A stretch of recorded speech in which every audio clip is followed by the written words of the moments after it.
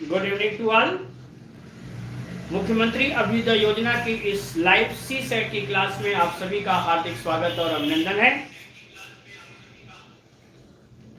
मैं डीएन मिश्रा आपको आज इस सी सेट की क्लास में डिसीजन मेकिंग बहुत ही इंपॉर्टेंट लेसन है उसको पढ़ाने चल रहा हूं। उम्मीद है कि आप सभी लोग इसको एंजॉय करेंगे। Good evening to all. जुड़ जाएं सभी लोग जिससे कि आपकी क्लासेस चलने में कोई प्रॉब्लम ना हो। पहली बात, जिन लोगों का देख लें, अगर बहुत अच्छे से व्हाइट बोर्ड नहीं दिख रहा है तो अपनी क्वालिटी को हाई कर लें, एडवांस पर चले जाएं और उस पर 360 या 480 पी को सेलेक्ट कर लें। हमें पूजा देवी जुड़ चुकी हैं, मैथिली शरण जुड़ चुके हैं, रवि कुमार, कुमार यादव स्वागत है, शिवानी गंगवार, शिशिर कुमार, आप सभी का स्वागत है।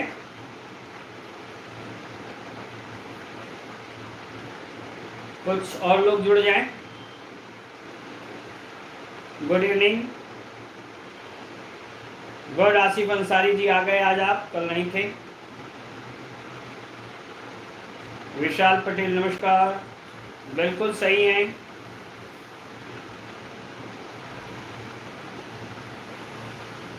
आरती कुशवाहा गुड इवनिंग बेटा।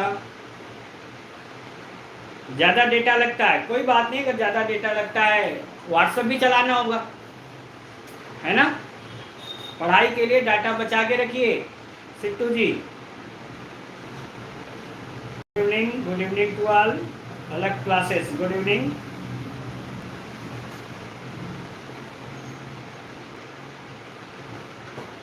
गुड, तो लाइए हम लोग जुड़ते हैं और पढ़ते हैं आज डिसीजन मेकिंग।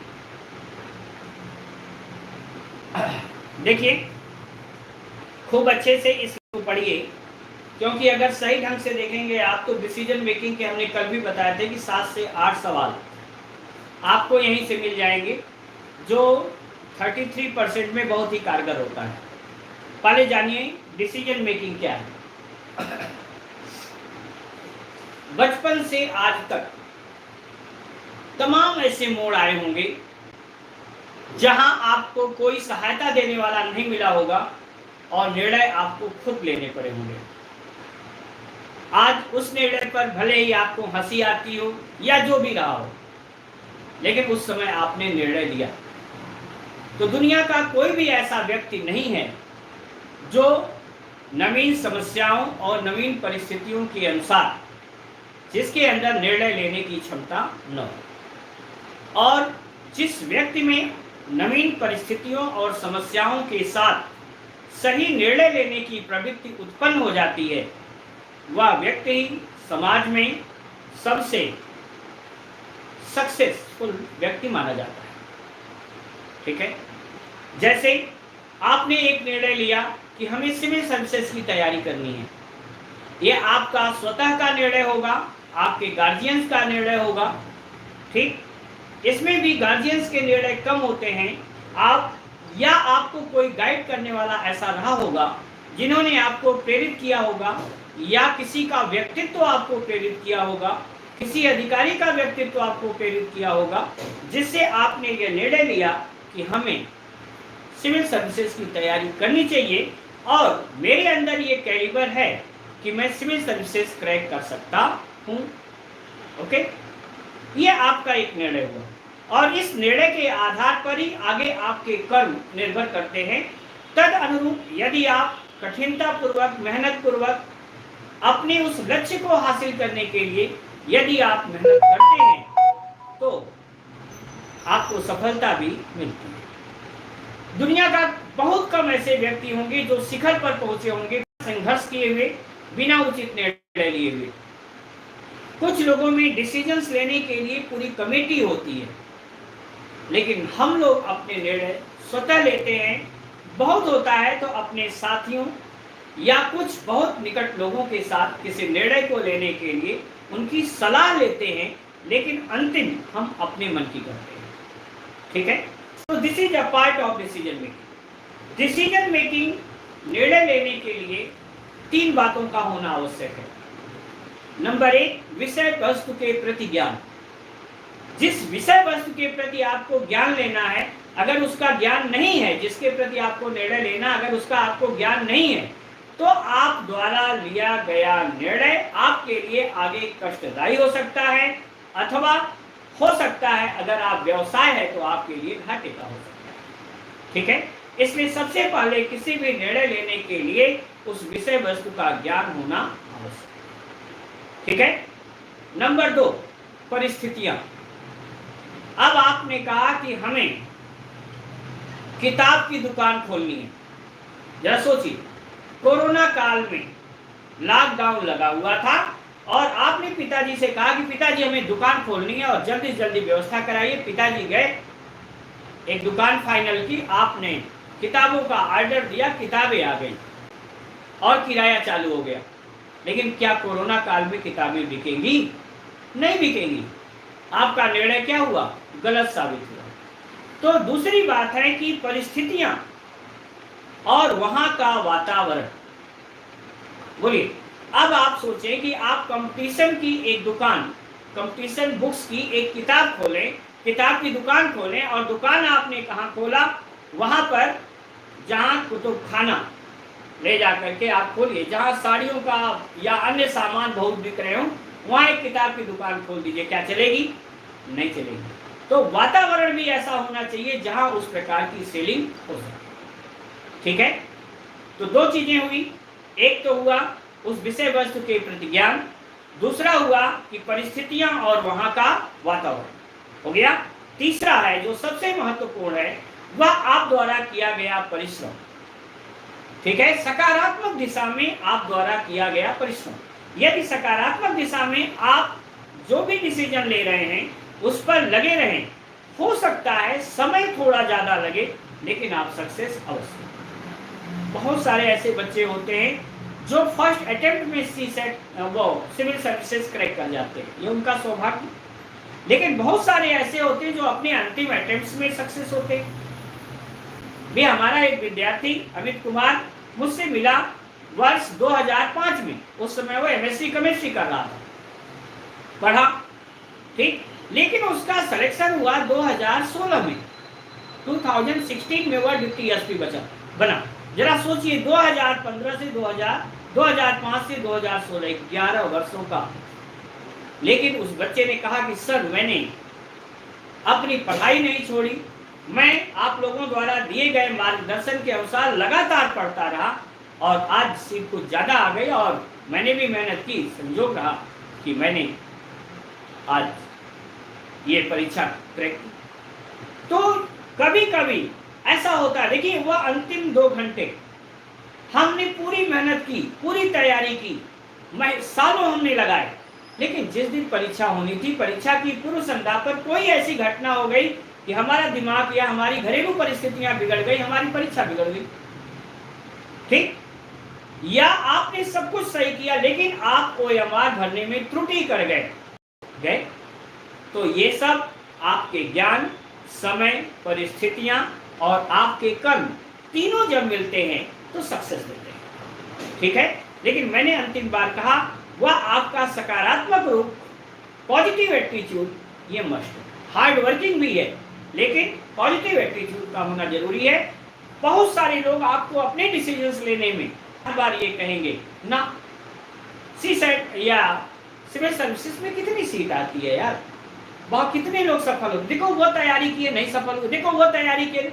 मतलब ऐसे तमाम उदाहरण वे लोग देंगे आपको जो खुद कभी पीसीएस या आईएएस का एग्जाम न दिए हों, वो आपको उस कंपटीशन से हटने के लिए कहेंगे। लेकिन इसके लिए दृढ़ संकल्प आपके अंदर होना चाहिए कि नहीं, मैंने जो निर्णय लिया है वह स्वतः से लिया है, मैं इस निर्णय के प्रति अडिग हूँ और इस तदनुरूप मैं अपने कार्य कर रहा हूँ और एक दिन अवश्य मैं सफलता प्राप्त करूँ। तो डिसीजन मेकिंग में यह बहुत जरूरी है। क्या? सकारात्मक हमेशा बने रहना। दूसरी चीज है हार्ड वर्किंग, कठिन परिश्रम उसके अनुसार करना। ओके, अब देखिए, डिसीजंस लेने के लिए एक चीज और जरूरी है कि पहले अपने अंदर अवधारणाओं का विकास करना। अवधारणाएं कहां से आएंगी भाई? कोई भी व्यक्ति जो बोल रहा, मैं इस समय जो बोल रहा हूं, वह हमारा जो कहना है, जो हमारी इस समय की सोच है, वह आपके प्रति क्या है, सकारात्मक। ओके, तो ध्यान रखिएगा, यहां डिसीजन मेकिंग का पहला ही जो आता है स्टेटमेंट एंड एजम्पशन। क्या आता है?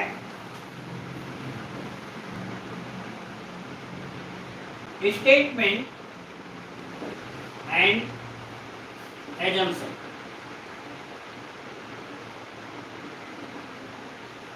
कथन और पूर्व धारणाएं।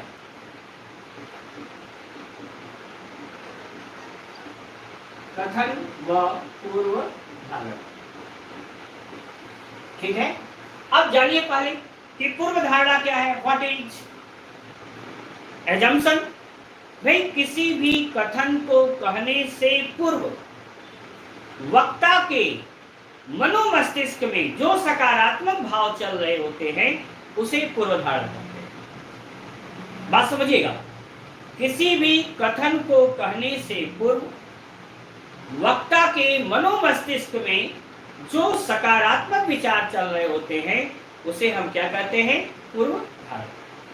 ठीक है, तो एक कथन दिया रहेगा, एक स्टेटमेंट दिया रहेगा, on the basis of that statement, उस कथन के आधार पर you have to find assumptions. आपको पूर्व धारणाएं पता करना होता है कि यह उस व्यक्ति द्वारा सकारात्मक दी गई पूर्व धारणा है अथवा नहीं।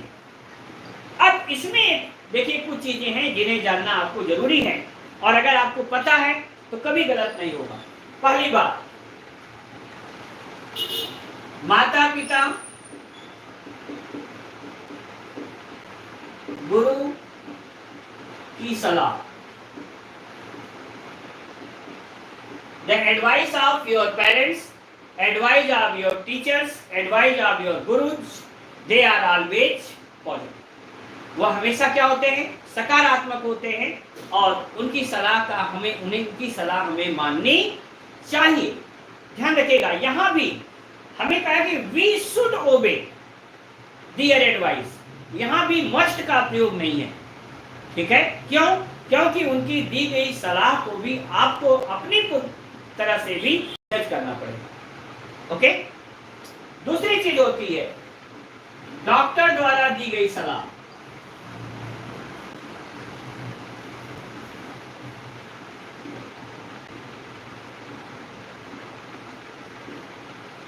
एडवाइस गिवन बाय डॉक्टर, ठीक है, यह भी आपको मानना चाहिए। जिस डॉक्टर का आप दवा कर रहे हैं, अगर इलनेस में आप हैं, अगर आप कर रहे हैं तो उसके द्वारा दी गई सलाह को जरूर माने।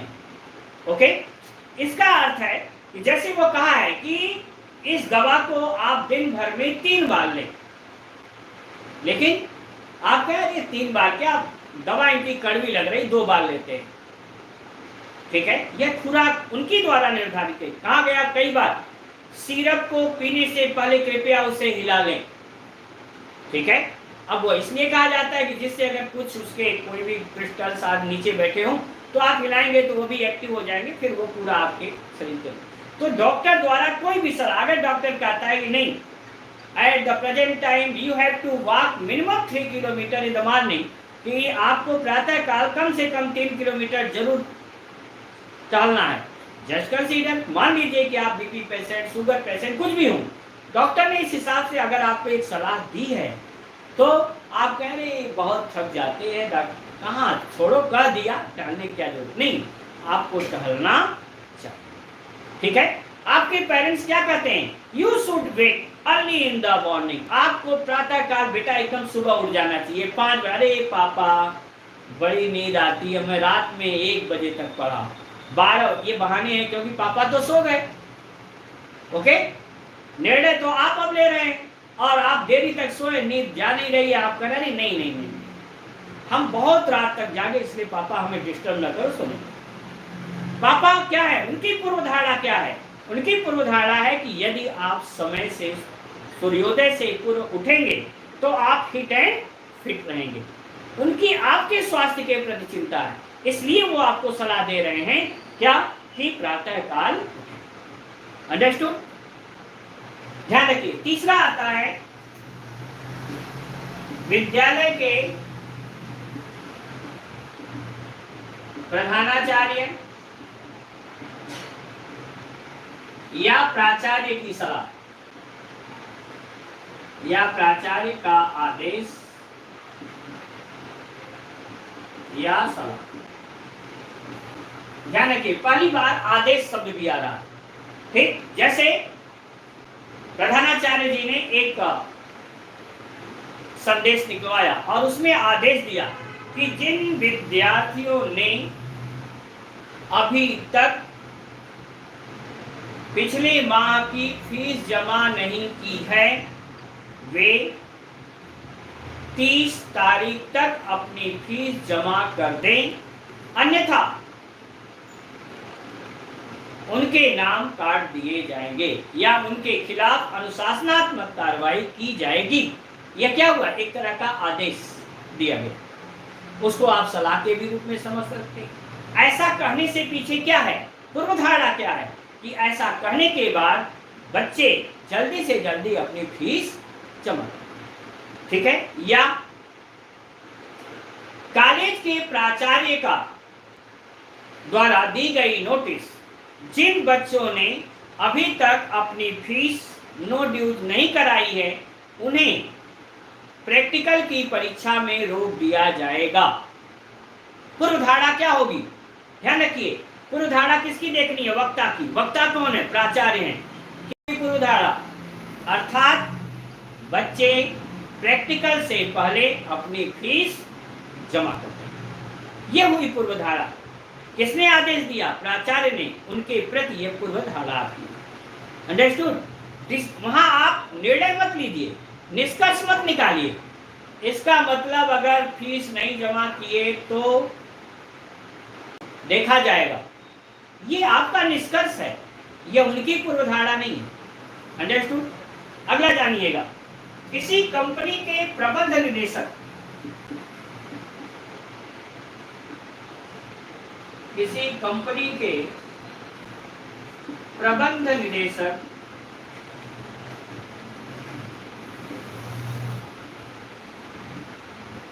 का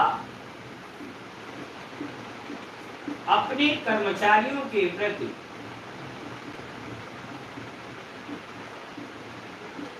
कर्मचारियों को दिया गया निर्देश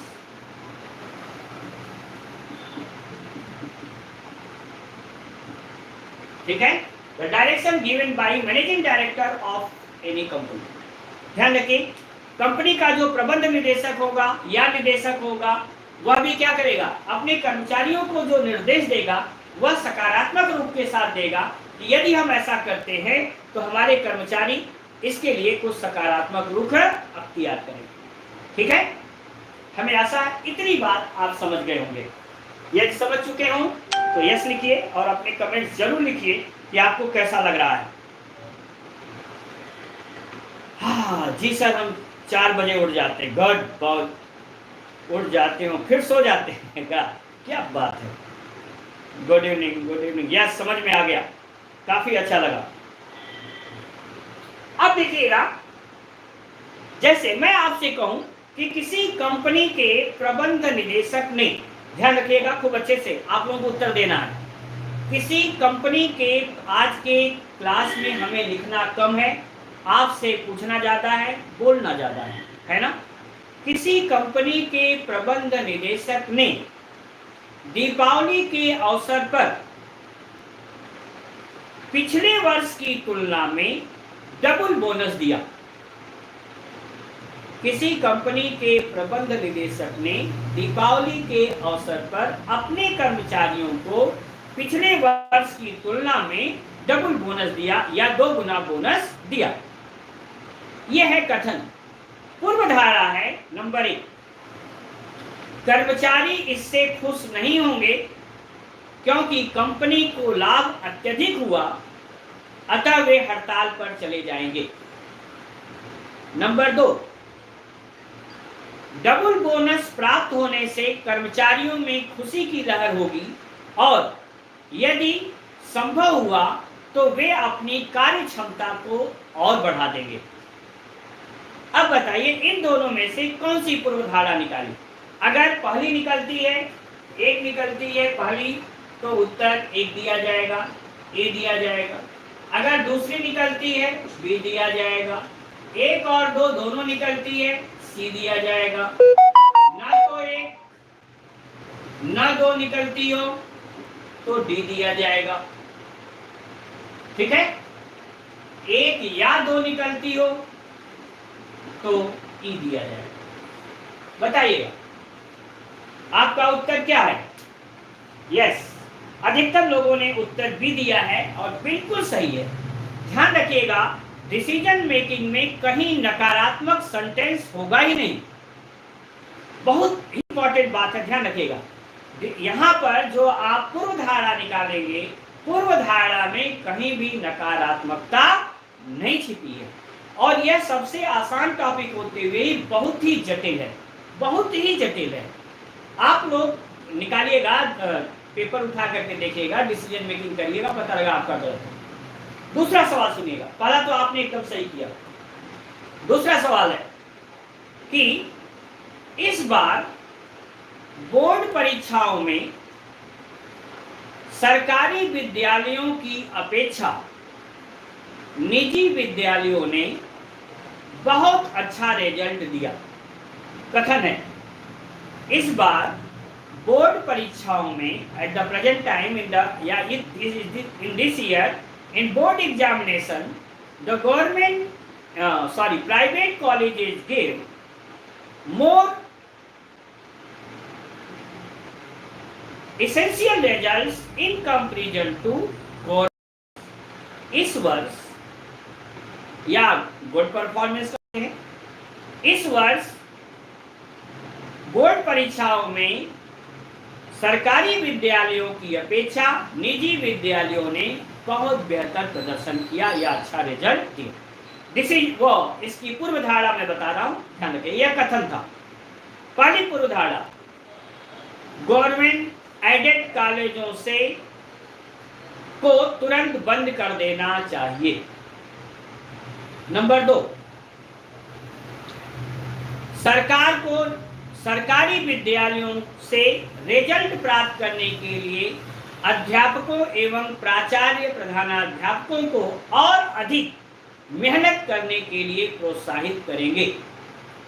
तीसरा, तमाम ऐसे प्राइवेट विद्यालय जिन्होंने अच्छा रिजल्ट दिया है उन विद्यालयों को एडेड विद्यालय घोषित कर देना चाहिए। बताइए क्या आपका उत्तर है?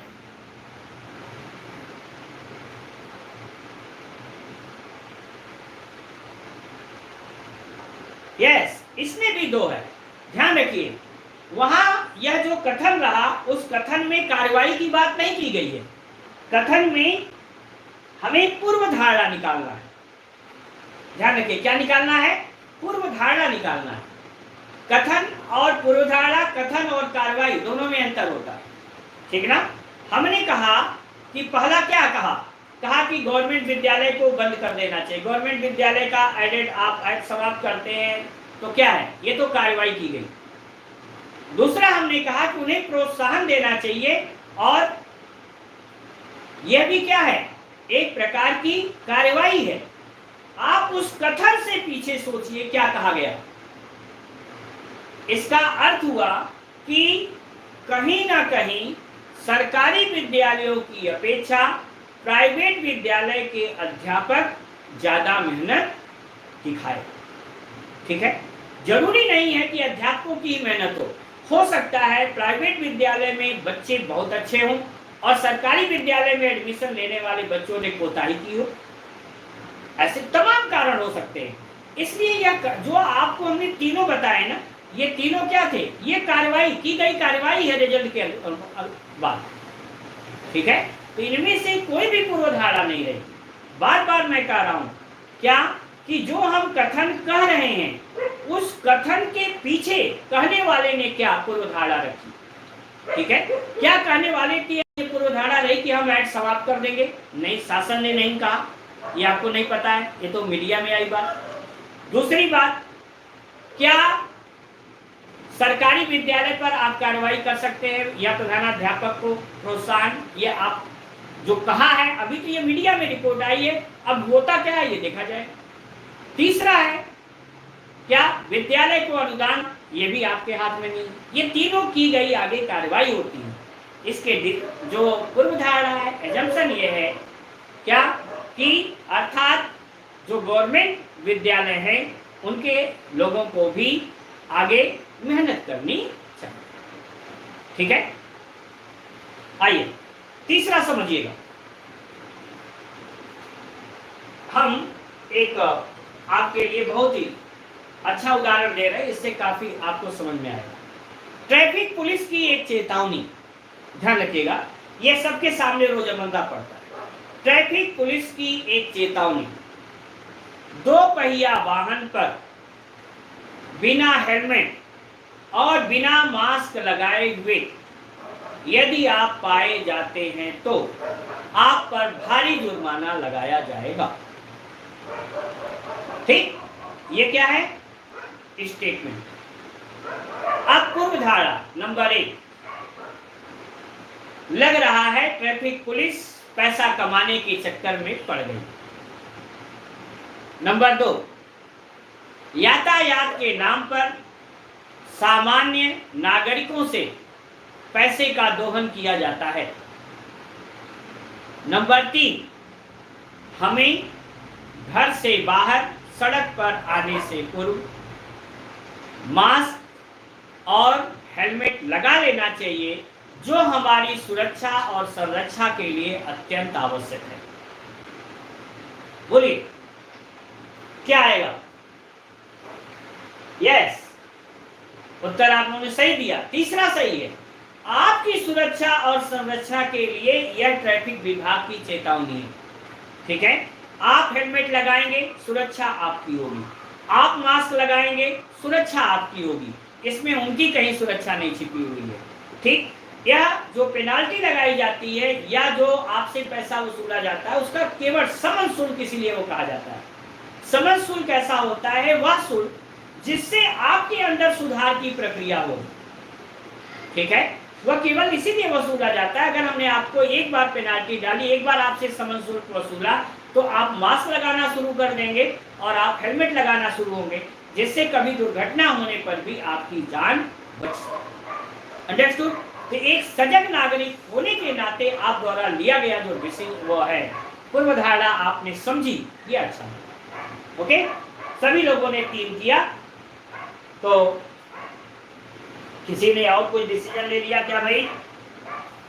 सी सही है, ये तो आसानी था। हाँ बिल्कुल, ध्यान दीजिएगा, कथन चाहे जो हो, आपको आदर्श दिखना है, आदर्श दिखाना है, दोनों चीजें। अंडरस्टूड? आदर्श दिखना भी है और आदर्श दिखाना।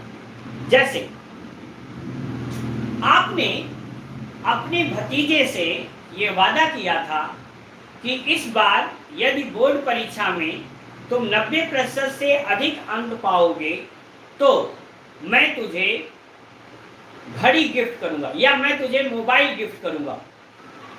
यह स्टेटमेंट है। दिनेश ने अपने भतीजे से यह वादा किया था कि यदि बोर्ड परीक्षा में वह 90% से अधिक अंक प्राप्त करता है तो उसे वह मोबाइल गिफ्ट करेगा। ठीक, पूर्व धारा नंबर 1, दिनेश या भतीजा अब अत्यधिक लगन के साथ पढ़ेगा और उसे अपने मामा से या अपने चाचा से मोबाइल गिफ्ट लेना है। नंबर 2, कोरोना काल आने वाला है, भतीजे को पता है कि वह प्रमोट कर दिया जाएगा, इसलिए वह चाचा से जिद करता है कि अगर मुझे 90% से कम अंक मिलते हैं तो चूंकि मैं परीक्षा नहीं दिया तब भी आपको मोबाइल देना पड़ेगा। नंबर 3, ऐसे वादे खरे नहीं उतरते। बोलिए क्या डिसीजन है आपका?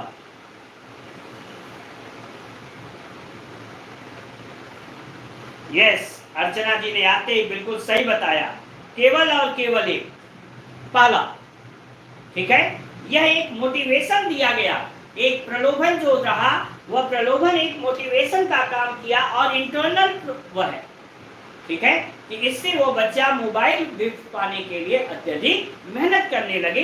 यह जो चाचा जी ने जो कहा, जो स्टेटमेंट दिया, यह इस कारण किया, उनके मन में पूर्व धारणा यही रही कि अगर मैं ऐसा करता हूं तो हमारा भतीजा पढ़ने लगेगा। ओके, तो पूर्व धारणा की ऐसी स्थितियां होती हैं।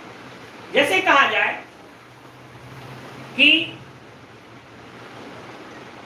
कोरोना काल के बाद अब विद्यालय में छात्र आने शुरू हो गए हैं, अतः विद्यालय को पूरी तरह से सैनिटाइज किया जाए और पूर्ण सुरक्षा और संरक्षा के उपाय किए जाए।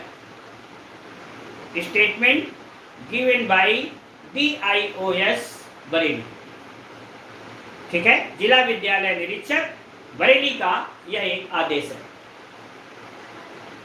पहला आपका पूर्व धारणा एजम्पशन है, इससे सभी विद्यालय अपनी क्लासेस को सैनिटाइज करेंगे, खुद भी मास्क लगाएंगे और बच्चों को भी मास्क लगाने के लिए प्रेरित करेंगे। पूर्व धारणा नंबर 1। नंबर 2, जो छात्र विद्यालय में बिना मास्क के आएंगे उन्हें विद्यालय में प्रवेश नहीं करने दिया जाएगा। नंबर 3, जो बच्चा कोविड प्रोटोकॉल नियमों का पालन नहीं करेगा उसे विद्यालय के अंदर दाखिल नहीं होने दिया जाएगा। बताइएगा पूर्व धारणा कौन सी छिपी है?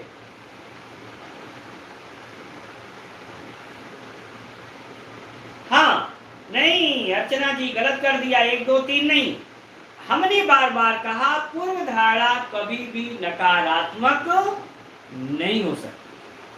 अगर वह बच्चा मास्क नहीं लेके आया है तो विद्यालय प्रबंधन का यह कार्य है कि उसको मास्क उपलब्ध कराए, ठीक है, उससे वो कहे कि मास्क जाओ खरीद के लेके आओ या खुद मास्क दे।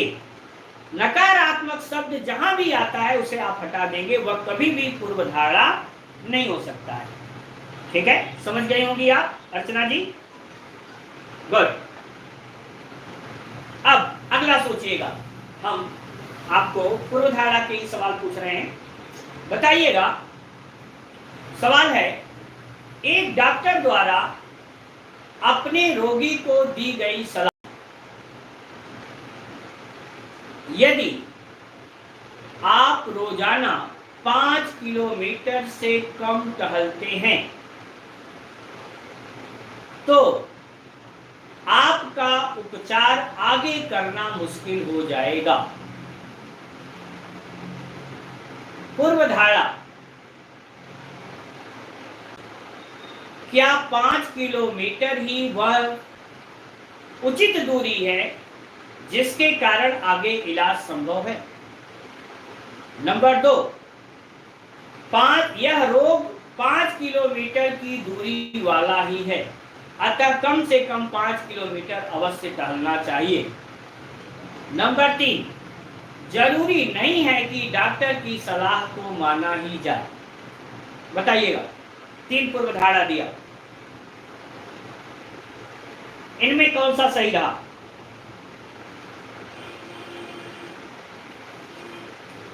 हाँ, इसमें एक भी नहीं सही रहा। 5 किलोमीटर दूरी का कोई रोग नहीं होता। बोलिए, यहां जितना दिया गया क्या कोई सकारात्मक निर्णय लिया गया? क्या कोई सकारात्मक था? एक भी नहीं रहा। इसलिए ध्यान रखिएगा, इसमें विकल्प क्या होगा? न तो 1 और न ही 2, दोनों में से कोई नहीं। ओके, न तो 1, न 2, न 3, इसमें एक भी पूर्व धारणा नहीं थी। मैं बार बार कह रहा हूं इसलिए कि कोशिश करिए और ध्यान दीजिए। बहुत ऐसी समस्याएं होती है जहां आप गलत करते हैं। ठीक है, चलिए, एक कथन है, यह विश्व न तो अच्छा है और न ही बुरा, हमें अपने कर्मों के अनुसार यह विश्व अच्छा भी है और बुरा भी। फिर से समझिए, यह विश्व न तो अच्छा है न ही बुरा, अपने कर्मों के अनुसार ही यह विश्व अच्छा भी है और बुरा। पूर्व धारणा नंबर 1, विश्व में अच्छा करने वालों के लिए विश्व अच्छा और बुरा करने वालों के लिए यह विश्व बुरा है। नंबर 2, अच्छे कर्म करने वाले भी बुरे हैं, बुरे कर्म करने वाले भी अच्छे हो सकते हैं। नंबर 3, अच्छा या बुरा का कोई भी सिद्धांत नहीं है। बोलिए कौन सा हुआ? यस, इसमें बिल्कुल सही। I am doctor and patient बात नहीं मानते हैं या एक्सपीरियंस है मेरा? नहीं, एक्सपीरियंस आपका अलग चीज। मैंने बार बार कहा, ध्यान रखिएगा अनमोल जी, मैंने क्या कहा? कहा कि आपको जो डिसीजंस या जो पूर्वधारणा देखनी है, आप एक आदर्श व्यक्ति बन करके देखेंगे। मानता है नहीं मानता ये हम सभी लोग जानते हैं। आप कितना हेलमेट लगाते हैं, मास्क लगाते हैं, ये हम भी जानते हैं। पता लगा जब देख रहे आगे चेकिंग हो रही है, हेलमेट पीछे टंगा है, जल्दी से हेलमेट लगा के अब आगे जा रहे हैं, चालान न कटे। मास्क लगाए हैं, नीचे लगा हुआ है, जब पुलिस को सामने देख लिया, मास्क ऊपर कर लिया, लगाए तो है ना? हम आपको आदर्श रूप में डिसीजन लेने हैं, इसलिए यह पूर्वधारणा आदर्श रूप में हो।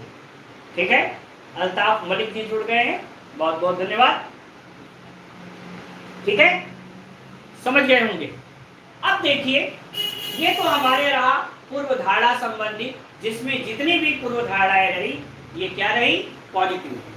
बात मैं आपसे कह रहा हूं, जब कभी भी पूर्वधारणा में कोई भी नकारात्मक स्टेटमेंट दिया जाए, उसे एकदम तुरंत काटिए, वह पूर्वधारणा नहीं हो सकती है। पूर्वधारणा सदैव सकारात्मक होनी, जो कथन दिया गया पूर्ण सकारात्मक रूप में। ठीक है, जैसे एक और मैं आपसे पूछ रहा हूं,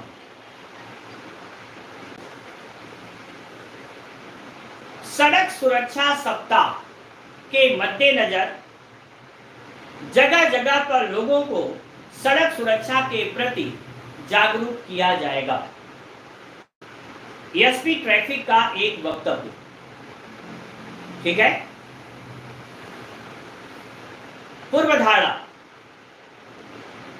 अर्थात अब सड़क सुरक्षा के नाम पर उगाही चालू हो जाएगी। नंबर 2, हमें सड़क के नियमों का पालन करना चाहिए। इस हेतु यदि हम सावधानी बरतते हैं तो खुद भी सुरक्षित रहेंगे और दूसरों को भी सुरक्षित रखेंगे। नंबर 3, सड़क सुरक्षा सप्ताह में ट्रैफिक पुलिस और पुलिस लोगों को सड़क सुरक्षा के मायने सिखाती है और उससे होने वाले नुकसान के बारे में भी बताएगी। बताइए क्या डिसीजन आपने लिया, कौन सा सही है? इसमें एक से ज्यादा भी सही हो सकता है।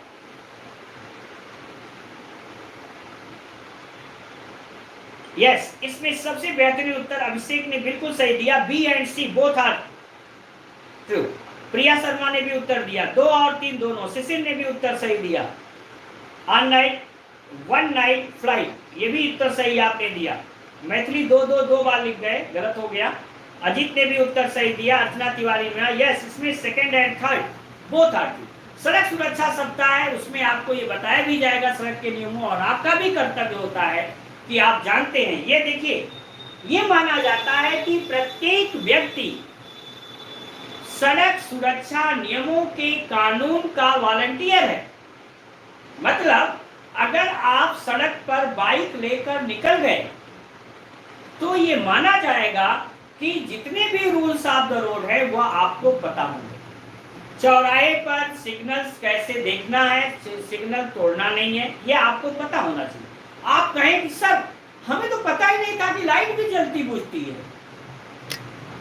आज तो हम पहली बार गाड़ी लेके ना, आपकी चालान हो जाए।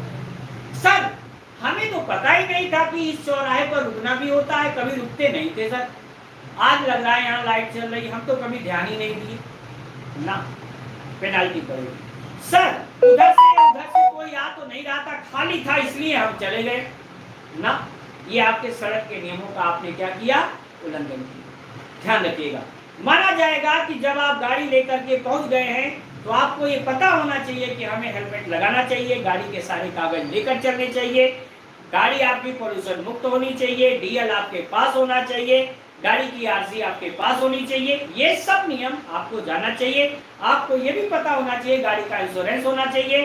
अगर ये भी होगा कि आप अपने बाएं से चलें, अगर आप 4 लेन पर चल रहे हैं तो राइट साइड में आपके हैवी व्हीकल्स चल रहे होंगे, लेफ्ट से आपको ओवरटेक करना चाहिए।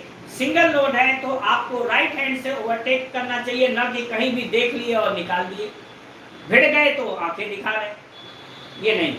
आप खुद में एक, आपको इन सब कानूनों का ज्ञान है जो कहीं कोई सिखाता नहीं है, लेकिन माना जाएगा कि आपके अंदर ये सब ज्ञान है। अंडरस्टूड?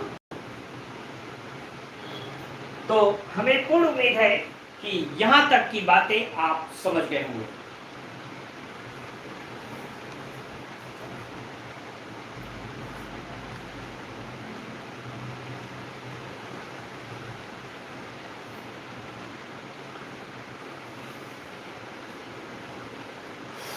गुड, आप सही कह रहे थे, डेटा ज्यादा उड़ता है, मुझे वाईफाई ऑन करना पड़ा।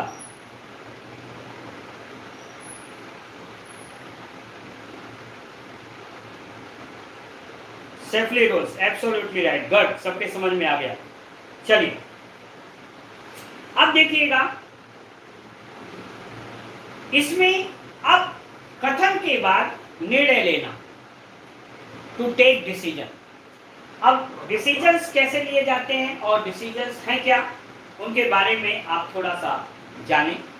और आप लोग खुद देश के एक सजग नागरिक हैं, क्योंकि आप खुद सिविल की तैयारी कर रहे हैं, इसलिए ध्यान रखिए कि सिविल की तैयारी करने वाला बच्चा इतना सीरियस होना चाहिए कि उसके व्यक्तित्व से भी ये झलके कि वो सिविल की तैयारी कर रहे हैं। या आप किसी भी परीक्षा की तैयारी कर रहे हैं तो आपके अंदर एक सीरियस नेचर होना चाहिए। क्यों? तमाम ऐसे लोग होंगे, जब जिस दिन आप सफल हो गए आप उनके आइडियल बन जाएंगे। अंडरस्टूड? गांव से एक बच्चा सेलेक्ट होता है, पता लगता है पूरे गांव के बच्चे तैयारी करने के लिए इलाहाबाद निकल जाते हैं। एरिया से एक बच्चा सेलेक्ट होता है, पूरी एरिया तैयार हो जाती है, अपने बच्चों को इलाहाबाद भेजना शुरू कर देती है ना। तो यह ध्यान रखिए कि कोई भी व्यक्ति किसी भी व्यक्ति के लिए किसी भी समय नोबल हो सकता है जिस दिन वह सफल हो, जिस दिन वह कोई न कोई पद धारण कर ले। तो अब आप सोचिए, there is a very thin line between a successor and non successor person. एक सफल और असफल व्यक्ति के बीच बहुत पतली रेखा है। इंटरव्यू आपने दिया, इंटरव्यू दूसरे ने भी दिया, आप सफल हो गए लेकिन दूसरा फेल हो गया, इसका मतलब वो असफल नहीं है, वह उस पद के योग्य, वह यह जो एक योग्यता का मापन था उसमें उसने पद नहीं पाया, लेकिन 1 नंबर से 2 नंबर से जो वह फेल हुआ इसमें उसकी योग्यता नहीं कम। अंडरस्टूड? तो ध्यान रखिएगा। अब अगर आपसे हम कहें कि भाई डिसीजंस कितने प्रकार से होते हैं, तो यह आप पहले जानिए।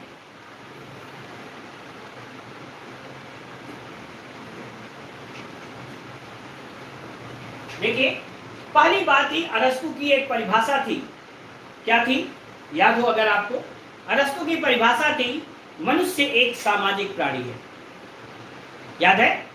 जब मनुष्य एक सामाजिक प्राणी है तो यहां पर आप अब सोचिएगा, ये होगा कि आपको जो भी निर्णय लेने होते हैं उस निर्णय में हमेशा समाज का आप ध्यान लेकर के, समाज का ध्यान लेकर के आप निर्णय लेते हैं। इस समाज में 3 प्रकार के लोग हैं। एक तो है आपका लोअर लेवल, लेकिन दूसरा है मिडिल वर्ग। ठीक है, मिडिल वर्ग में भी लोअर मिडिल वर्ग एंड अपर मिडिल वर्ग। लगभग कोरोना काल में ज्यादा ही गहराइयां हुई है, खाइयां बढ़ गई हैं। और एक है एकदम अपर लेवल, है ना। आप समाज की मान्यता कैसे स्वीकृत होती है इसका एक उदाहरण देखिएगा। एक व्यक्ति जो गरीब है, उसने या उसके लड़के ने अदर कास्ट में कि लड़की से शादी कर ली। अब यहां डिसीजन समाज का उसके क्या होगा, समाज पता लगा बाइकाट कर दिया, ठीक, ये वहां रहा।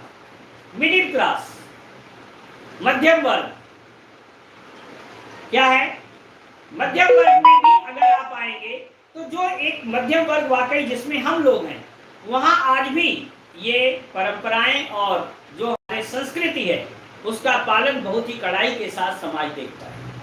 लेकिन एक अपर लेवल आपके, चाहे वो फिल्मी स्टार हैं, बड़े राजनेता हैं, क्या वो अगर ऐसा कुछ करते हैं तब आप क्या कहते हैं, उन्होंने समाज में एक दृष्टांत, एक उदाहरण पेश किया, ठीक है, कि विपरीत कास्ट में, विधर्म में शादी करके उन्होंने एक उदाहरण पेश किया। बड़े गर्व के साथ कहा जाता है उन्होंने उदाहरण, मीडिया देखिए वहां उदाहरण पेश किया और यहां आपका समाज आपके पीछे पड़ गया।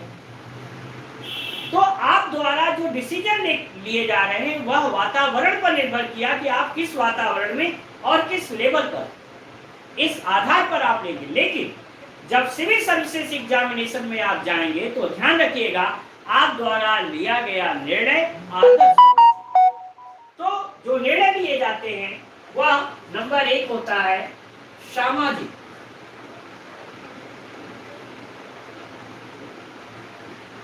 सोशल। एक एक करके हम लोग पढ़ते रहेंगे और अब यहां से प्रश्न की श्रृंखला भी हम चालू करेंगे, क्योंकि जो पीसीएस में पिछले दिनों सवाल पूछे गए उन प्रश्नों को मैं आपके सामने रखूंगा और आपसे पूछूंगा। पहले कॉन्सेप्ट जान लीजिएगा, सामाजिकता क्या है। सामाजिकता यह है कि सोचिए आप लोग अपने यहाँ शादी करते हैं, ठीक, और शादी में खूब खर्च करते हैं। क्यों करते हैं, एक सामाजिक प्रतिष्ठा दर्शाने के लिए करते हैं, ठीक है, जिससे कि जो लोग भी आए वह हमारी उस जो हमने तैयारी की है उससे लोग प्रभावित हों और अपनी हैसियत के अनुसार हर व्यक्ति ऐसी एक तैयारी करता है। वह क्या रहा, एक सामाजिक प्रतिष्ठा दर्शाने के लिए, ठीक। आज समाज का एक वर्ग ऐसा भी है जो पता लगा कि कई बार, इस बार आप लोगों ने उदाहरण पेपर में पढ़े होंगे कि एक आईएएस होते हुए भी उसने बहुत ही सिंपल में मंदिर में, मस्जिद में, कहीं भी चर्च में शादी रचा दी, बहुत सिंपल में। इसका मतलब उन्होंने खर्चे के प्रति एक उदाहरण पेश किया कि नहीं, हमें ज्यादा कुछ दिखाना नहीं चाहिए, अपनी हैसियत के अनुसार बहुत खर्च करके ये ऐसे जो इन्वेस्टमेंट्स हैं इन्हें रोकना चाहिए और हम सादगी के साथ भी शादी कर सकते। ये क्या रहा, वहां एक उदाहरण पेश हो गया, एक दृष्टांत पेश हुआ। लेकिन आप जो काम करते हैं वह क्या है, एक सामाजिक मायने के रखते। लोग क्या कहेंगे, अरे यार शादी में तो कुछ उसके देखा ही नहीं, खाने को नहीं मिला अच्छा, सो ऑन सो फोर्थ। तो ये एक पहली बात सामाजिकता है। सामाजिकता के उदाहरण कहां कहां मिलेंगे, ध्यान रखिए, ध्यान रखिएगा। पहला, आप एक सुनसान सड़क पर जा रहे हैं, ठीक, आगे कुछ आगे जाने पर आपने देखा कि एक बहुत ही बुजुर्ग व्यक्ति जो साइकिल से जा रहा था उसकी साइकिल खराब हो गई है। आप क्या करेंगे, अब सोचिए आपका क्या होगा। अब आप युवक हैं, वह क्या है, बुजुर्ग है। आपका यह कर्तव्य बनता है कि आप उनकी सहायता करें। आप उस बुजुर्ग को उस सुनसान सड़क से ले जाकर या तो साइकिल की मरम्मत करवा के उन्हें छोड़े या उनके घर तक छोड़कर, ये आदर्श अंडरस्टूड। आप बस में जा रहे हैं, यात्रा कर रहे हैं, ध्यान रखिए, आप बस में यात्रा कर रहे हैं। एक महिला उस बस में चढ़ी जिसकी गोद में एक बच्चा है, पूरी सीटें फुल है। आपने देखा कि जो महिलाओं के लिए आरक्षित सीट है उस पर भी पुरुष बैठे हुए हैं। आप क्या करेंगे, नंबर 1, महिला आरक्षित सीट पर बैठे हुए लोगों से कहेंगे कि सीट छोड़ दें जिससे वह महिला बैठ सके। नंबर 2, आप कंडक्टर से शिकायत करेंगे और कहेंगे कि कृपया इस महिला को महिला आरक्षित सीट पर जगह दिलवाएं। नंबर 3, आप खुद अपनी सीट छोड़ देंगे और उस महिला को अपनी सीट पर बैठने का आग्रह करेंगे। बोलिए, डिसीजंस बताइए आप लोग। हमने 3 बताए, आप क्या डिसीजन लेंगे अपने आप को सोच करके बताइए।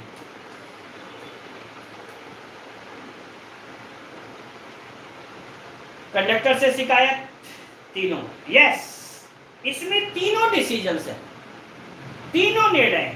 भाई आप एक सजग नागरिक हैं, इसलिए आपका पहला है कर्तव्य, आप कहें, अपनी सीट ही छोड़ना नहीं है डिसीजन, कानून को मनवाना भी एक डिसीजन होना चाहिए, एक निर्णय होना चाहिए। आप पहले कहेंगे भाई साहब ये महिला आरक्षित सीट है, आप देख रहे हैं उसकी गोद में बच्चा है, इसको ठीक नहीं। आप कंडक्टर से कहिए भाई महिला आरक्षित सीट है, इनको क्यों नहीं बैठाते हो। वह भी अगर दोनों लोग ऐसी स्थितियां उत्पन्न करते हैं जहां आप कुछ नहीं कर सकते, तब तीसरा डिसीजन आपका होगा कि खुद सीट छोड़ दे और उसे आप ऑफर करें। अंडरस्टूड? ये नहीं है कि सीधे अपनी सीट ही छोड़ दें और पता लगा आपको बरेली से लखनऊ जाना है, दूसरा कोई फरीदपुर में चढ़ा, तो इतने बड़े डिसीजन मेकर्स मत हो जाइए कि नहीं अब आप हम लखनऊ तक खड़े चलेंगे। ओके, तो all the 3 are your decisions. Okay, तो चलिए, आपने कुछ समझा और अच्छा किया। एक पेपर है, 10 सेकेंड लगेंगे, मैं लेकर आ रहा हूं, ध्यान रखिए।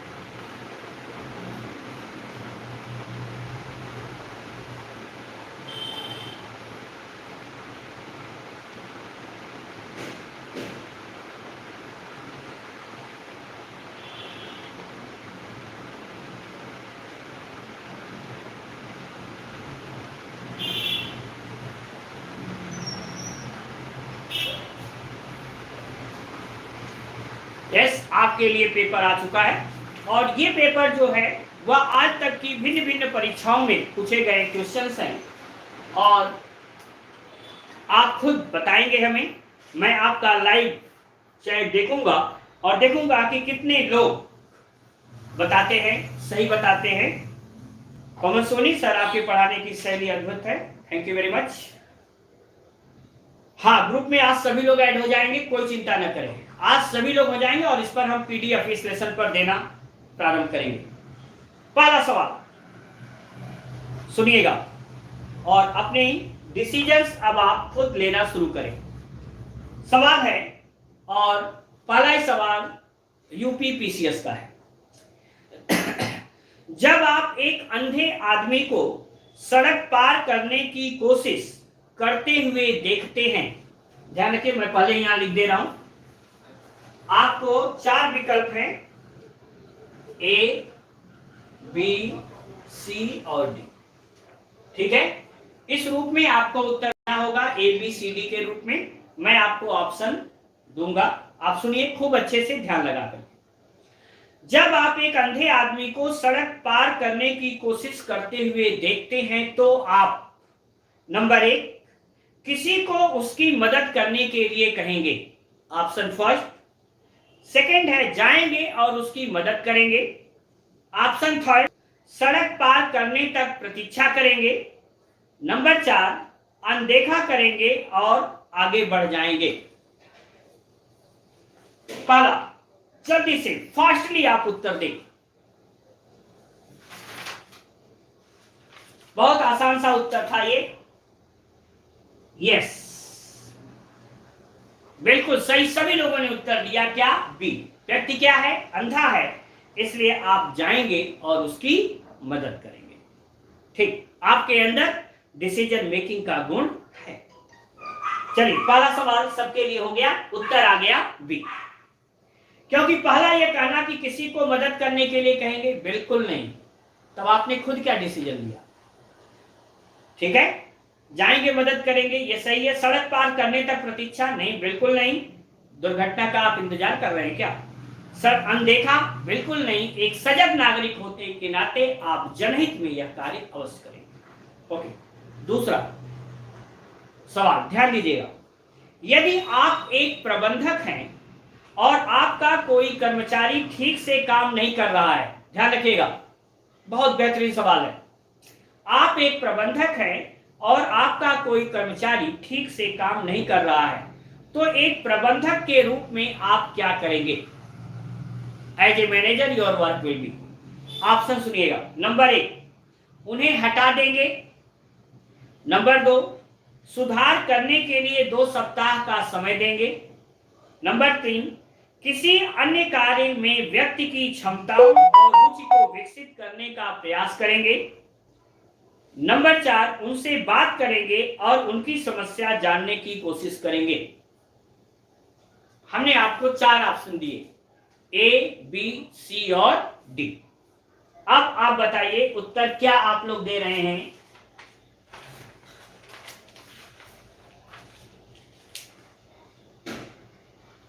अरे हटा दिया सीधे, एक ही, चारों में से केवल एक ही उत्तर सही है ना? Answer D is right will answer. ध्यान रखिएगा, इसमें उत्तर डी जो है वह सही होगा। ठीक, कैसे जरा समझिएगा। क्या कहा? कहा पहला कि आप उन्हें हटा देंगे, गलत। सुधार करने के लिए 2 हफ्ते में तो बहुत समय निकल गया भैया। तीसरा, किसी अन्य कार्य में व्यक्ति की क्षमताओं और रुचि को विकसित करने का प्रयास, आपको मैनेजर को इतना समय है। चौथा क्या कहा गया? बिल्कुल, ऐसे व्यक्ति से तुरंत आप बात करें, बुलाएं, पूछें कि आपकी प्रॉब्लम क्या है। ठीक है, प्रॉब्लम जानने के बाद ही आप कुछ कर सकते हैं। क्या हुआ? उनसे बात करेंगे और उनकी समस्या को जानने की कोशिश करेंगे। सवाल फिर से सुनिएगा, कर्मचारी ठीक से काम नहीं कर रहा। मान लीजिए आप बैंक मैनेजर हैं, ठीक है, आपने कैशियर के पद पे किसी को बैठा दिया है, वहां से तमाम शिकायत होती है, सर लाइन में लगे रहते हैं, सही व्यवहार नहीं करते हैं, सर सही से पैसा नहीं जमा कर रहे हैं, सर हम 1000 की वो 2000 वाली नोट मांगे, वो 100 वाली सर गड्डी पकड़ा दिए क्योंकि हमें दूर लेके जाना है पैसा। क्या अब आप उनसे ये जो शिकायत करता रहा, शिकायत किया, तो आप जानने की कोशिश करेंगे। पता लगा कि आपने तो जो कैश निकाला था वो कैश में आपने 100 की गड्डी मैनेजर साहब और कैशियर साहब ने अधिक निकाली थी, 500 की निकाली थी, 2000 की गड्डी ही नहीं थी उसमें। उस बेचारे का क्या दोष? इसलिए बिना समस्या को जाने हुए कभी भी किसी व्यक्ति के ऊपर कोई कार्यवाही नहीं की जाती। समझ गए?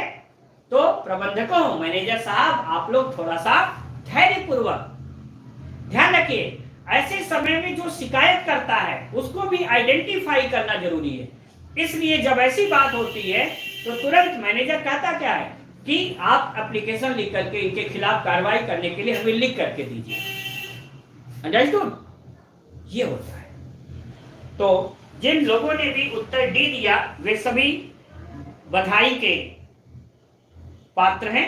आप खुद सोचिए, आईएएस आप हो रहे हैं, आप जिलाधिकारी हैं, आपका जो अधीनस्थ कर्मचारी हैं, मान लीजिए कृषि अधिकारी हैं, उनके खिलाफ शिकायत आती है, आप हटा देंगे उनको?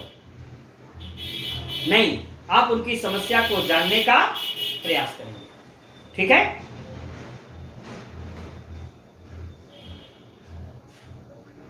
अब ये अलग बात है, जब तक आप सरकारी कर्मचारी नहीं हो रहे हैं ना, तब तक आप कह सकते हैं अरे हटा देंगे। जिस दिन आप सरकारी कर्मचारी बन जाएंगे तब आप लड़ जाएंगे, सर ऐसे कैसे हटा देंगे, हम कोर्ट चले जाएंगे। ठीक है? अगर ऐसे करने लग जाएंगे तो आप, हो सकता है बहुत तेज तर्रार अधिकारी हो, आपकी कार्य क्षमता बहुत ज्यादा हो, आप लोगों से अपेक्षाएं बहुत ज्यादा करते हो सकता है कि वह जो आपको कर्मचारी मिले हैं वह उतने तेज तर्रार न हो सकता है उनकी उम्र ज्यादा हो। ठीक है, लेकिन फिर भी आपको कार्य लेना तो क्या, सबको हटाते ही रहेंगे, एक दिन तो पूरी ऑफिस ही खाली हो जाएगी। ठीक है, जिलाधिकारी महोदय थोड़ा सा ध्यान रखो, आप लोग जिस पद को धारण करने वाले हो उसके अगेंस्ट मत सोचो कि हटा देंगे, ये तुरंत कोई डिसीजन नहीं होता। ठीक है? अगला सवाल, आप एक क्लब द्वारा आयोजित दिवाली मेले का आनंद लेने गए हैं। अचानक आप एक खोए हुए बच्चे को रोते हुए देखते हैं, आप क्या करेंगे? ध्यान रखिए, अब आदर्श देखना है। नंबर 1, उपेक्षा करेंगे और दूर चले जाएंगे। नंबर 2, बच्चे को उसके माता पिता को खोजने के लिए कहेंगे, बच्चे को कहेंगे आप। तीसरा, उसे रोना बंद करने के लिए कहेंगे और धैर्यपूर्वक अपने माता पिता की प्रतीक्षा करने को कहेंगे। नंबर 4, क्लब अधिकारियों के साथ संपर्क करेंगे और माता पिता के लिए घोषणा कराएंगे। मुझे उम्मीद है कि इसका उत्तर सभी लोग सही देंगे। बताओ बच्चों।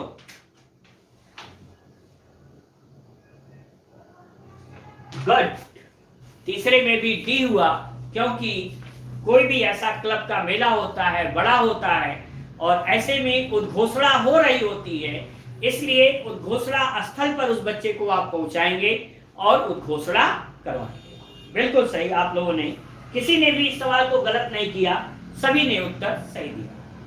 आप सभी बधाई के पात्र हैं। ठीक है, अगला सवाल,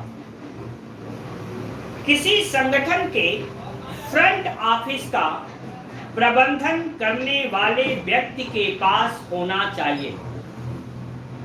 सवाल समझिएगा, किसी संगठन के फ्रंट ऑफिस का प्रबंधन करने वाले व्यक्ति के पास होना चाहिए। नंबर 1, नेतृत्व। नंबर 2, व्यक्तित्व। नंबर 3, धैर्य। और नंबर 4, अनुशासन। देखिए, चारों बहुत ही बेहतरीन उत्तर और सिविल सर्विस का सवाल है। अब देखता हूं कि कौन आप में इसे सही करता है। 4, अरे भाई चारों कैसे सही हो जाएंगे? 1 2 3 4 कैसे उत्तर दे रहे हैं? उनमें से कोई एक ही तो सही है। फिर से सवाल सुन लो बच्चों। सवाल है, किसी संगठन के फ्रंट ऑफिस का प्रबंधन करने वाले व्यक्ति के पास होना चाहिए। ध्यान रखिए, फ्रंट ऑफिस के प्रबंधन के लिए सबसे पहली जरूरत है वह है धैर्य और संयम।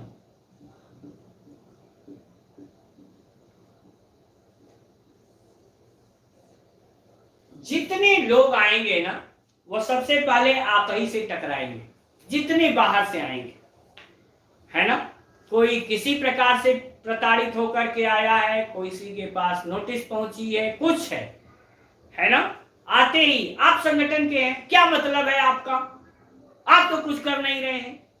आपको क्या होगा? बैठिए भाई साहब, एक गिलास पानी पिलाइए पहले उनको, ठंडा। उनकी समस्या को धैर्यपूर्वक सुनिए, धैर्यपूर्वक उस पर कार्रवाई करने की बात करें। सबसे पहली चीज, फ्रंट पर जो भी रहता है उसे किसकी आवश्यकता है? धैर्य की। ध्यान रखिएगा। ऐसे ही अगर अध्यापक का कोई प्रश्न आता है तो अध्यापक में भी सर्वप्रथम पहला गुण क्या होना चाहिए? वह यही है, धैर्य, संयम और शालीनता। धैर्य, संयम और शालीनता, यह अध्यापक का सबसे बड़ा गुण होता है। ओके तो इसका वो करें। कारण है, बच्चा पूछ रहा है, आप डांट के बैठा है, चुप, पढ़ के आना। या बच्चा सवाल पूछा, उसको खड़ा करके 5 और पूछ दीजिए, ये आता है तुम्हें, ये आता है तुम्हें, ये आता है, नहीं आता, तब क्या तुम्हें आएगा? छोड़ो बैठो। नहीं, आपको धैर्यपूर्वक पहले उसके प्रश्नों को सुनना चाहिए, उसकी समस्या का निराकरण करना चाहिए। ठीक, अगर वह विषय वस्तु जो आप पढ़ा रहे उससे अलग विषय वस्तु पर प्रश्न करता है तो आप धैर्यपूर्वक उसे कहिए कि बेटा इस क्लास के बाद आप मुझसे मिलो और मैं आपके इस प्रश्न का उत्तर बताऊंगा, यह इस समय इस क्लास से संबंधित नहीं। यह है धैर्य और संयम, और आपकी वाणी में शालीनता होनी चाहिए। ठीक, अब आगे आइएगा। तो क्या हुआ? धैर्य। देखिए, अगर पूछा जाता कि संगठन के प्रमुख में क्या होना चाहिए, तो संगठन के प्रमुख में नेतृत्व क्षमता होनी चाहिए। अंडरस्टूड? संगठन, लेकिन पूछा क्या, संगठन के फ्रंट ऑफिस का प्रबंधन करने वाले व्यक्ति के अंदर पूछा, वहां धैर्य संयम। जो संगठन का मेन लीडर होगा उसके अंदर नेतृत्व क्षमता होनी चाहिए, कमांडिंग नेचर होनी चाहिए। ठीक है? इसके अलावा उसका व्यक्तित्व साफ सुथरा होना चाहिए, यह होना चाहिए। ठीक है? और पूछा जाए किसी संगठन को बढ़ने के लिए क्या योग्यता होना चाहिए? अनुशासन। कोई भी संगठन जिसमें अनुशासन नहीं होगा वह आगे नहीं बढ़ सकता। तो समझ गए सभी लोग? नेतृत्व का गुण किसके अंदर होना चाहिए? संगठन के प्रमुख के अंदर होना चाहिए, और उसका व्यक्तित्व उच्च कोटि का होना चाहिए। फ्रंट ऑफिस को संभालने वाले व्यक्ति का क्या होना चाहिए? उसके अंदर धैर्य और संयम होना चाहिए। ओके? और संगठन के अंदर क्या होना चाहिए? अनुशासन होना चाहिए। ओके? हमें आशा है कि आप सभी इस बात को समझ गए होंगे। समझ गए? यस। संयम क्या है? युद्ध स्वयं के विरुद्ध। बहुत अच्छा सौरभ शुक्ला जी, है ना?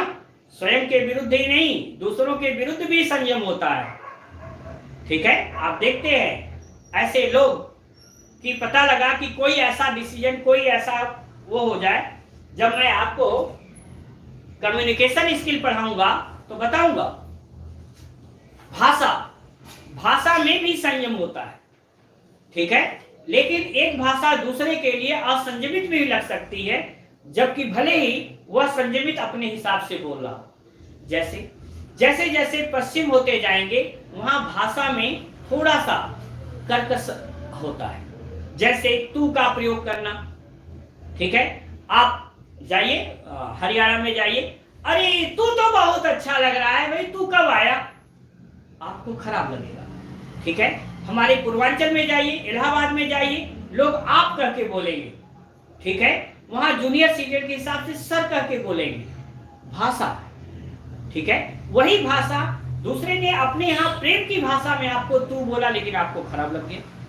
ठीक है? तो भाषा में भी आप देखेंगे कि एक अनुशासन मिलेगा, एक धैर्य मिलेगा और एक संयम मिलेगा कम्युनिकेशन स्किल में। अगला सवाल आपके लिए, 5वां सवाल।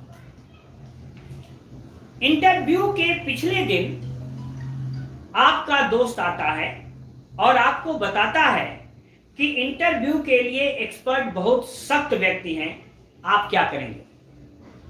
इंटरव्यू देने से एक दिन पहले की बात है क्या? इंटरव्यू के पिछले दिन आपका दोस्त आता है और आपको बताता है कि इंटरव्यू के लिए एक्सपर्ट बहुत सख्त व्यक्ति हैं, आप क्या करेंगे? ऑप्शन पहला सुनिएगा, तैयारी बंद कर देंगे, भूल के भी ऐसा मत करना। उसको बताएंगे कि आपने अन्य पदों के लिए भी आवेदन किया है। तीसरा, प्रार्थना करेंगे कि केवल सरल प्रश्न पूछे जाएं। चौथा, परेशान नहीं होंगे क्योंकि आपने अच्छी तैयारी की है। मुझे पूरा उम्मीद है आप सभी लोग डी के साथ जाना चाहेंगे, और वाकई डी ही सही उत्तर है। बिल्कुल सभी लोग गए, बिना परेशान हुए आप अपने इंटरव्यू को फेस करेंगे। गुड, यही है क्या? धैर्य। अगला, नो रिस्क नो गेन। आप एक बस आर्टिकल है, छोटा सा है, क्या? No risk no gain. आए, आप क्या करेंगे? महसूस करते हैं कि जोखिम का मतलब कोई लाभ नहीं है। नंबर 2, आप मानते हैं कि यह नारा सही है। नंबर 3, अनावश्यक जोखिम को स्वीकार करना मूर्खतापूर्ण है। नंबर 4, महसूस करते हैं कि स्थिति को पूरी तरह से आंकने के बाद ही जोखिम उठाया जा सकता है। खूब अच्छे से सोच करके उत्तर दीजिएगा। ये क्वेश्चन नंबर 6 था, और हम देखेंगे कितने लोग इसका उत्तर देते हैं। गुड, मिल जाएगी, इसकी कॉपी मिलेगी आपको, पीडीएफ हम ग्रुप पे सेंड करेंगे। अब तक सबसे ज्यादा विकल्प डी सही हुए, और वाकई ये भी उत्तर डी ही है। क्या? आप महसूस करते हैं कि स्थिति को पूरी तरह से आकलन करने के बाद ही जोखिम उठाना चाहिए। ठीक है? आज आपका सवाल जो है बहुत आसान है और यह होटल मैनेजमेंट का सवाल है। सवाल सुनिएगा। आपके बारे में पूछी बात जा रही है। नंबर 1, दिन के समय में कड़ी मेहनत कर सकते हैं लेकिन रात में नहीं। आदर्श व्यक्ति बन के उत्तर दीजिएगा। दूसरा, अगर स्थिति की मांग है तो अतिरिक्त घंटे काम करने को तैयार हैं। नंबर 3, एक जल्दी जागने वाले हैं और जल्दी सोने वाले हैं। नंबर 4, अगर आपको देर रात काम करना है तो नींद महसूस करेंगे। यह स्थित प्रतिक्रिया है, सिचुएशन। बताइए आपका उत्तर क्या हो रहा है? यस। और आज ग्रुप में तो लग रहा है ऐसे लोग जुड़े हैं, they are very very scholar personality, है ना? कोई गलत उत्तर तो आज बता ही नहीं रहा है। बिल्कुल सही है, उत्तर भी सही है कि अगर स्थिति की मांग, मैंने कहा ना सिचुएशन बेस्ड है, अगर स्थिति की मांग है तो अतिरिक्त घंटे काम करने को तैयार है। बिल्कुल सही। आप लोग देखते जाइएगा कि कौन आप गलत किए हैं। अगला 8वां सवाल आपके सामने ये रहा। आपके बास की आंखें बहुत तीक्ष्ण हैं, मतलब सब पर ध्यान लगाए रखते हैं और हर समय आपके प्रदर्शन पर जासूसी होती है। आप क्या करेंगे? नंबर 1, असुविधाजनक झलकियों को अनदेखा करेंगे क्योंकि यह उसका काम है। दूसरा, विनम्रता पूर्वक अपने बॉस को यह बताएंगे कि मेरी जासूसी न करें। नंबर 3, अपने सीनियर्स को स्पष्ट रूप से बताएं कि इस तरह की निगरानी आपके प्रदर्शन को प्रभावित करती है। नंबर 4, बस अपना काम करेंगे। बोलिएगा।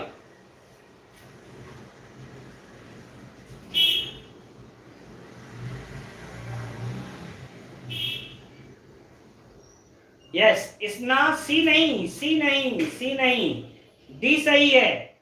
ध्यान रखिए, निगरानी कर रहे हैं ये उनका काम है। आप अपने कार्य को पूरी तरह से मुस्तैदी के साथ, धैर्य और संयम के साथ करेंगे। इसमें उत्तर डी एकदम सही है। ठीक है, देखिए पहला क्या कहा? असुविधाजनक झलकियों को अनदेखा करेंगे क्योंकि यह उसका काम है। यह भी थोड़ा सत्य है, इसमें भी 70% सत्यता है। दूसरा है, विनम्रता पूर्वक अपने बॉस को बिल्कुल नहीं, उनसे बात ही मत करिए। आप कहेंगे कि सर आप लगातार हमारी तरफ ही देखते हैं, कहेंगे क्या करें, आंखें फोड़ लें क्या? आप क्या उत्तर देंगे? कि भाई ये मेरा काम है, मैं अपने हर एम्प्लॉय को देखूंगा, इसलिए ऐसा नहीं करेंगे। अपने सीनियर से कभी कहने की जरूरत ही नहीं है जब तक कोई ऐसी परिस्थिति ना आ जाए। तो सबसे बेहतरीन चौथा रहा, बस आप अपना कार्य ईमानदारी पूर्वक करते रहिए। अगला सुनिएगा 9th, हमें पूर्ण उम्मीद है आप तैयार होंगे अगले प्रश्न के लिए। चलिएगा देखिएगा। अपनी कार में यात्रा करते समय कुछ लोग आपको रास्ते में रोकते हैं ताकि आप घायल बच्चे को अस्पताल ले जा सकें। आप क्या करेंगे? अब आदर्श बनना पड़ेगा। फिर से सुनिए। अपनी कार में यात्रा करते हुए कुछ लोग आपको रास्ते में रोकते हैं ताकि आप घायल बच्चे को अस्पताल ले जा सकें। आप क्या करेंगे? नंबर 1, उन्हें अपना रास्ता छोड़ने के लिए कहेंगे और फिर ड्राइव करेंगे। ऐसा ही सोच रहे थे क्या? ऐसा मत सोचना, भले कर देते हो लेकिन नहीं, यहां ऐसा मत सोचिएगा। दूसरा, उन्हें पहले पुलिस बुलाने के लिए कहेंगे। नहीं, घायल व्यक्ति को सर्वप्रथम अस्पताल पहुंचाना यह आपका कार्य होगा। नंबर 3, बच्चे को तुरंत अस्पताल ले जाएंगे। नंबर 4, कार से बाहर निकलेंगे और किसी अन्य व्यक्ति से उनकी मदद करने के लिए कहेंगे। नहीं, बी रिस्पॉन्सिबल टू योरसेल्फ। ठीक है, इसलिए हमें पूर्ण उम्मीद है आप सभी का उत्तर आ रहा होगा। सी बिल्कुल सही है। ठीक है, यह जिम्मेदारी खुद उठाएंगे। अगला सुनिएगा, यह सवाल आईएएस का है और हमें पूर्ण उम्मीद है कि आप मेरे सामने भी जो बैठे हैं वह हमारे भविष्य के आईएएस ही हैं, इसलिए सही डिसीजन लेंगे।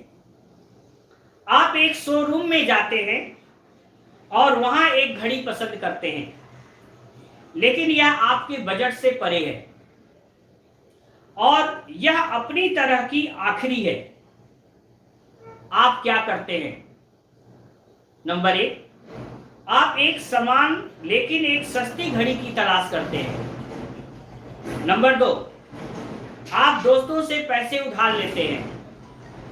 नंबर 3, आप तय करते हैं कि आप इसे वहन नहीं कर पाएंगे और इसे नहीं लेंगे।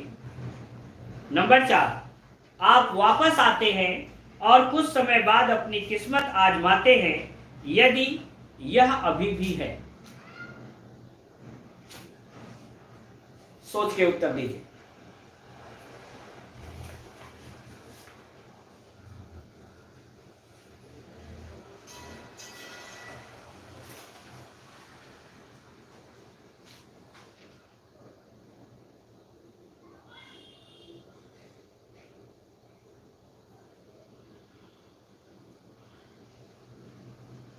उत्तर आ चुके हैं।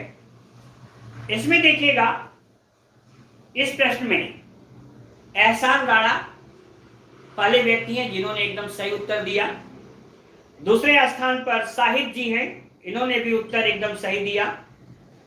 तीसरे नंबर पर अभिषेक पांडे हैं जिन्होंने एकदम उत्तर सही दिया। अजीत कुमार हैं, इन्होंने भी उत्तर सही दिया। अभिनव मिश्रा ने उत्तर सही दिया और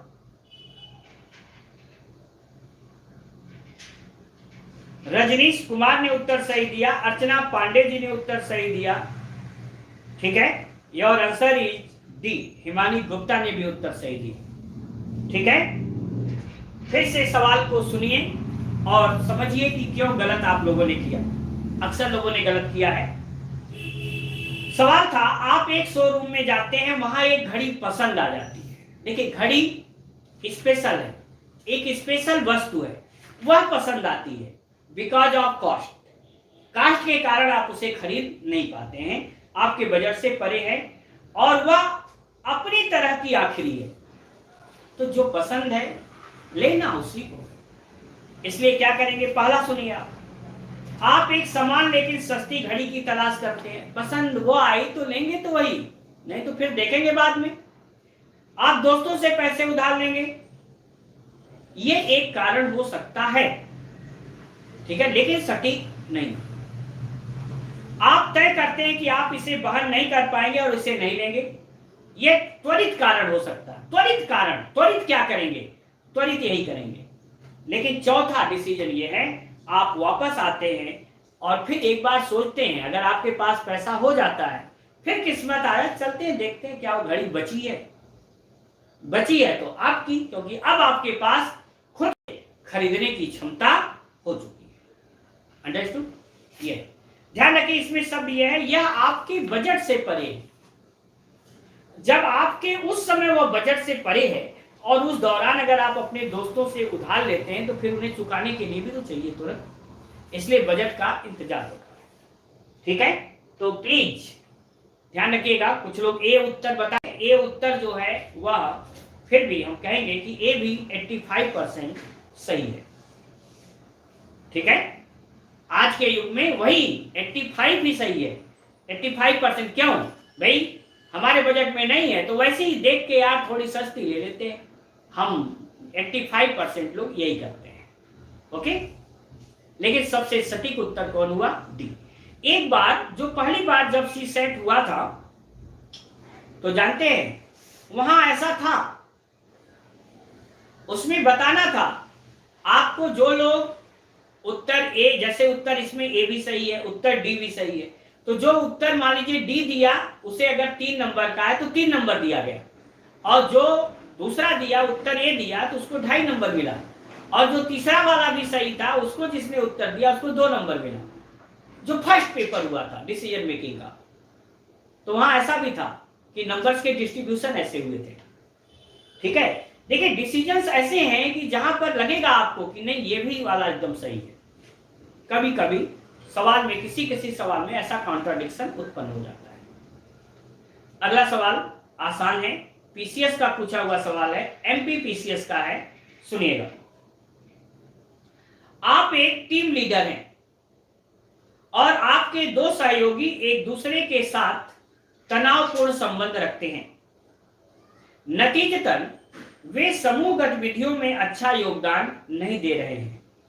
आप ऐसी स्थिति को कैसे संभालेंगे? आप जब अधिकारी बनेंगे ना, तो ऐसी स्थितियां अक्सर आएंगी। अब ऐसे में आप क्या डिसीजन लेते हैं, आज अभी बता दीजिए, हम देखें कि आप कितने अच्छे अधिकारी होंगे। पहला, मैं इस तरह के क्षुद्र मुद्दों से कैसे परेशान हूं? कम से कम कार्य किया जा रहा है।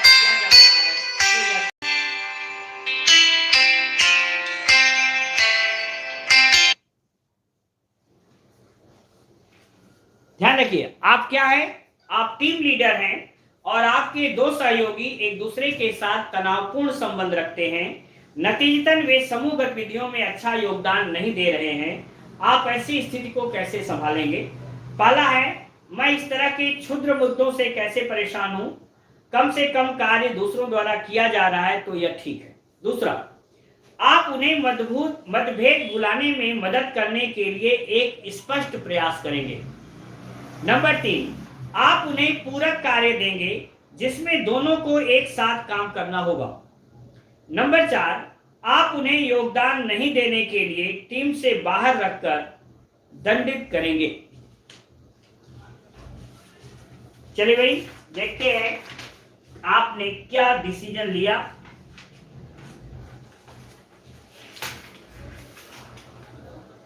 उत्तर बी काफी लोगों ने दिया।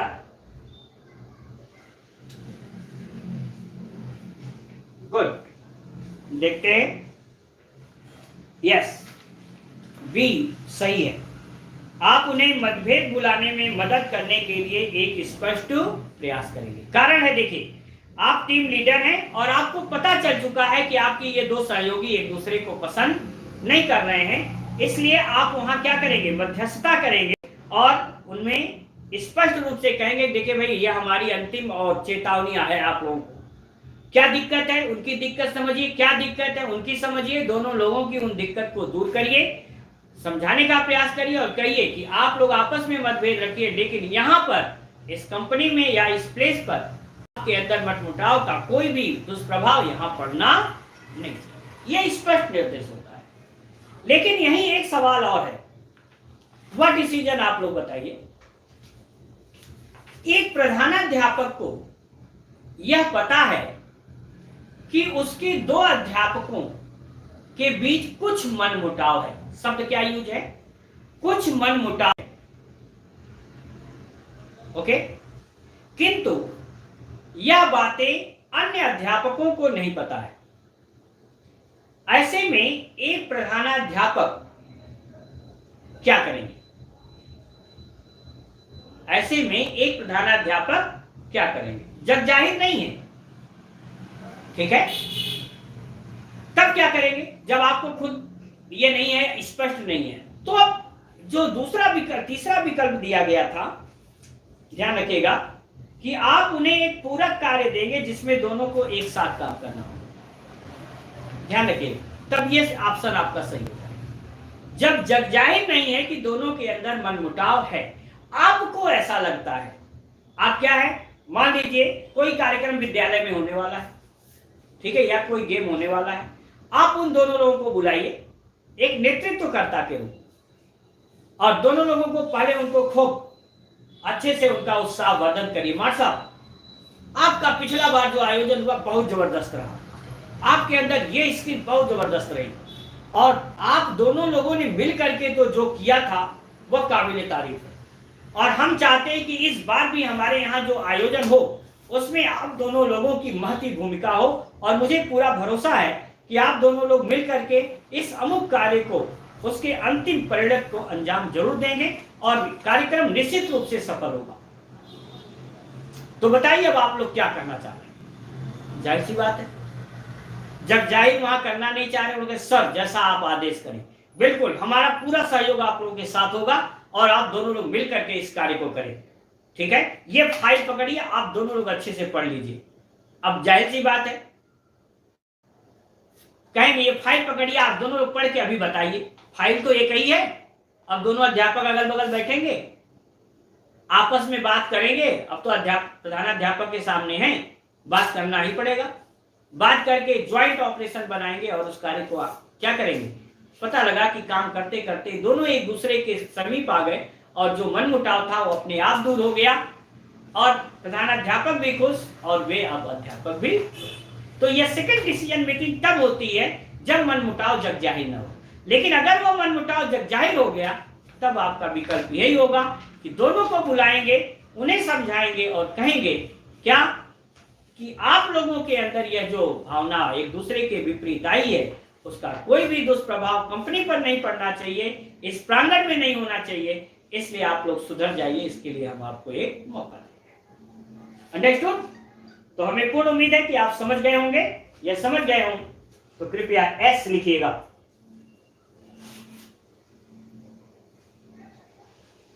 दोनों व्यक्तियों को तन्हाई में तारीफ करते हुए समझाएंगे। अरे अलग अलग नहीं यार, सामूहिक रूप से तारीफ करिए दोनों लोगों की। गुड, समझ गए, थैंक यू वेरी मच। जो कहे कि तन्हाई में, ये हमें लग रहा है कि ये पुलिस विभाग की भाषा है। तन्हाई मतलब हो गया कि अकेले ले जाकर के समझा, नहीं। मोटिवेशन जब एक दूसरे के सामने दिया जाता है और दोनों को समान रूप से मोटिवेट किया जाएगा, तो दोनों एक दूसरे के प्रति पूरक होंगे। They will be complement to each other. Understood? अगला सवाल सुनिएगा, बीपीएससी का सवाल है। ठीक है, बीपीएससी में तो एक ही पेपर होता है, पता नहीं कहां से लिखा है, हो सकता है कोई ऐसा एग्जाम रहा हो। यदि कोई व्यक्ति आपके द्वारा काम करने वाले संगठन के रहस्यों को किसी अन्य संगठन में उच्च पद के बदले में देने की पेशकश के साथ आपसे संपर्क करता है, तो आप क्या करेंगे? अब देखिए सिचुएशन हो गई, फिर से समझिएगा क्या है। यदि कोई व्यक्ति आप द्वारा काम करने वाले संगठन के रहस्यों को किसी अन्य संगठन में उच्च पद के बदले में देने की पेशकश के साथ आपसे संपर्क करता है, आप कहीं काम कर रहे हैं, आप उस संगठन के तमाम रहस्यों को जानते हैं, कोई कहा भाई ऐसा करो, आप मेरी कंपनी ज्वाइन कर लो, आप उन चीजों को बता दो, हम आपको इससे उच्च सैलरी पर ले चलेंगे, आप क्या करेंगे? नंबर 1, दुविधा की स्थिति में होंगे। नंबर 2, सोचने के लिए समय मांगेंगे। नंबर 3, तुरंत हां कहेंगे। नंबर 4, तुरंत ना कहेंगे। हमें उम्मीद है आप अधिकारीगण इसका उत्तर एकदम सही बताएंगे।